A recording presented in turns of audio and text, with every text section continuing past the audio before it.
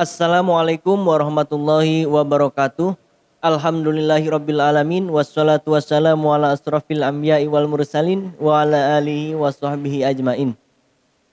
Kembali lagi dalam channel ASP TV bersama saya Muhammad Faris Bantani. Semoga para subscriber dan para penonton setia ASP TV selalu diberikan kesehatan jasmani maupun rohani serta selalu diberikan kelancaran dalam menjalankan segala aktivitas-aktivitasnya.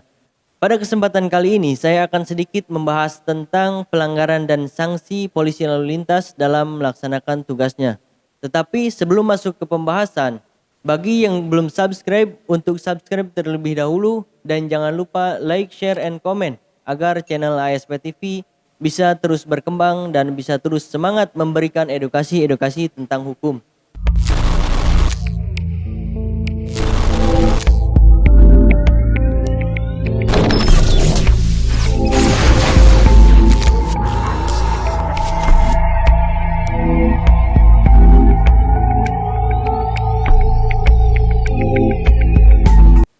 Berbicara tentang polisi lalu lintas, yang sering kita lihat dan yang paling kita ingat yaitu penilangan. Banyak pelanggar lalu lintas yang dikenai sanksi tilang oleh polisi lalu lintas. Mulai dari kalangan remaja, orang dewasa, bahkan seorang anak di bawah umur. Tetapi di sisi lain tidak menutup kemungkinan seorang polisi lalu lintas ketika melakukan penilangan ataupun ketika melakukan penertiban lalu lintas, beliau melakukan pelanggaran-pelanggaran.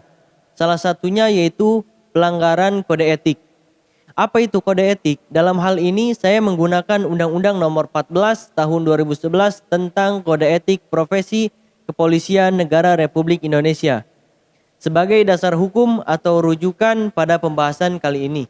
Pengertian kode etik yang dimaksud yaitu tercantum dalam pasal 1 angka 5 Undang-Undang Nomor 14 Tahun 2011 tentang Kode Etik Profesi Kepolisian, yaitu kode etik profesi Polri atau yang disebut sebagai KEP adalah norma-norma atau aturan-aturan yang merupakan kesatuan landasan etik atau filosofi yang berkaitan dengan perilaku maupun ucapan mengenai hal-hal yang diwajibkan, dilarang, patut atau tidak patut dilakukan oleh anggota Polri dalam melaksanakan tugas, wewenang, dan tanggung jawab jabatan. Maka kita bisa menarik kesimpulan bahwa seorang polisi, terutama polisi lalu lintas, harus tetap menjaga kode etik kepolisian, baik ketika melakukan penilangan ataupun ketika melakukan penertiban lalu lintas terhadap masyarakat. Karena sejatinya seorang polisi berperan memelihara keamanan, ketertiban masyarakat, dan menegakkan hukum, serta memberikan perlindungan dan pengayoman masyarakat agar terpeliharanya keamanan dalam negeri. Kembali pada topik pembahasan, pelanggaran yang dimaksud yaitu tercantum di dalam pasal 15 Undang-Undang Nomor 14 Tahun 2011 tentang Kode Etik Kepolisian. Pasal 15 ini mengatur tentang etika kemasyarakatan, di mana larangan bagi seorang polisi atau polisi lalu lintas melakukan tindakan atau ucapan kepada masyarakat. Ada 8 poin yang tercantum di dalam pasal 15. Baik, akan saya sebutkan. Yang pertama yaitu menolak atau mengabaikan permintaan pertolongan, bantuan atau laporan dan pengaduan dari masyarakat yang menjadi lingkup tugas, fungsi, dan kewenangannya. Yang kedua, mencari-cari kesalahan masyarakat yang bertentangan dengan ketentuan peraturan perundang-undangan. Yang ketiga, menyebarluaskan berita bohong dan atau menyampaikan ketidakpatutan berita yang dapat meresahkan masyarakat. Yang keempat, mengeluarkan ucapan, isyarat, dan atau tindakan dengan maksud untuk mendapatkan imbalan atau keuntungan pribadi dalam memberikan pelayanan masyarakat. Yang kelima, bersikap, berucap, dan bertindak sewenang-wenang. Keenam, mempersulit masyarakat yang membutuhkan perlindungan, pengayoman, dan pelayanan. Yang ketujuh, melakukan perbuatan yang dapat merendahkan kehormatan perempuan pada saat melakukan tindakan kepolisian. Yang terakhir, membebankan biaya tambahan dalam memberikan pelayanan di luar ketentuan peraturan perundang-undangan. Contohnya seperti apa? Yaitu yang pertama, contohnya apabila seorang polisi lalu lintas ketika melakukan penilangan atau ketika sedang melakukan penertiban lalu lintas, beliau mengucapkan kata-kata kasar. Yang kedua yaitu memberhentikan pelanggar lalu lintas secara tidak hormat, dengan cara tidak hormat.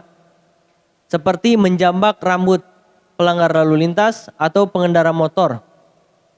Yang kedua yaitu memberhentikan pengendara motor yang menggunakan perlengkapan lengkap dan tidak sama sekali melakukan pelanggaran lalu lintas, tetapi tetap pengendara tersebut tetap ditilang.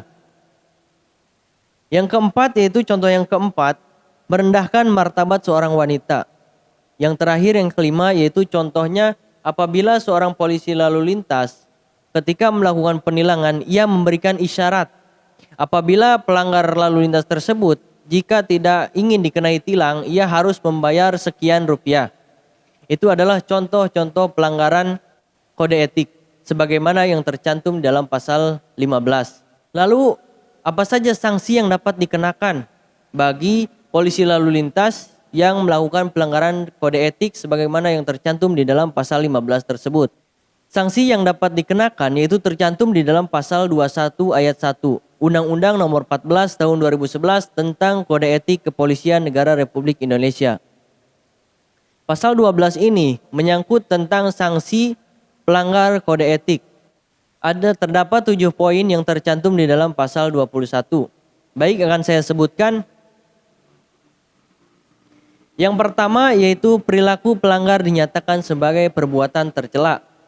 Yang kedua, kewajiban pelanggar untuk meminta maaf secara lisan di hadapan sidang KKEP atau Komisi Kode Etik Polri dan atau secara tertulis kepada pimpinan Polri dan pihak yang dirugikan.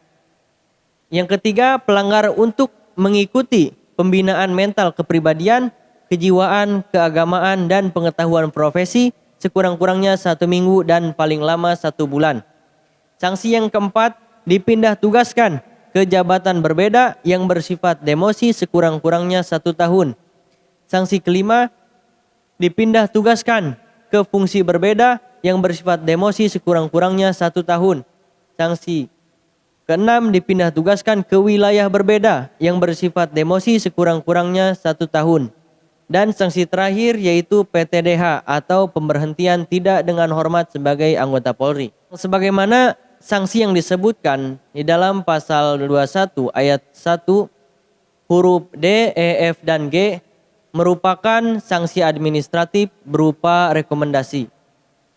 Tetapi bagaimana apabila ada suatu kasus seorang polisi lalu lintas melakukan pelanggaran pidana? Contohnya yaitu melakukan pelanggaran paket hemat. Yang disebut paket hemat yaitu selain melanggar kode etik, ia juga melakukan pelanggaran asusila dan atau melakukan pelanggaran penganiayaan terhadap pengendara motor. Lalu apa sanksi yang dapat dikenakan bagi polisi tersebut? Maka sanksi yang dapat dikenakan yaitu sanksi yang pertama, sanksi administratif berupa PTDH sebagaimana yang tercantum di dalam pasal 21 ayat 1 huruf G. Pemberhentian tidak dengan hormat sebagai anggota Polri. Kedua, sanksi pidananya yaitu dikenakan pidana berlapis. Yang pertama, pasal 281 Kitab Undang-Undang Hukum Pidana tentang kejahatan asusila dipidana penjara selama 2 tahun 8 bulan dan denda paling banyak Rp500.000.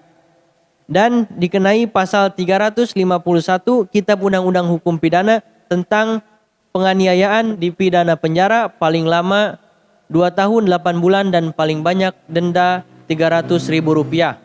Baik, kesimpulannya pasal 15 tentang etika kemasyarakatan dan pasal 21 tentang sanksi pelanggar kode etik Polri tidak bisa dijadikan sebagai tameng untuk membebaskan para pelanggar lalu lintas dari sanksi tilang, tetapi untuk menjaga hak-hak para pengendara motor baik ketika berkendara maupun ketika dikenai sanksi tilang.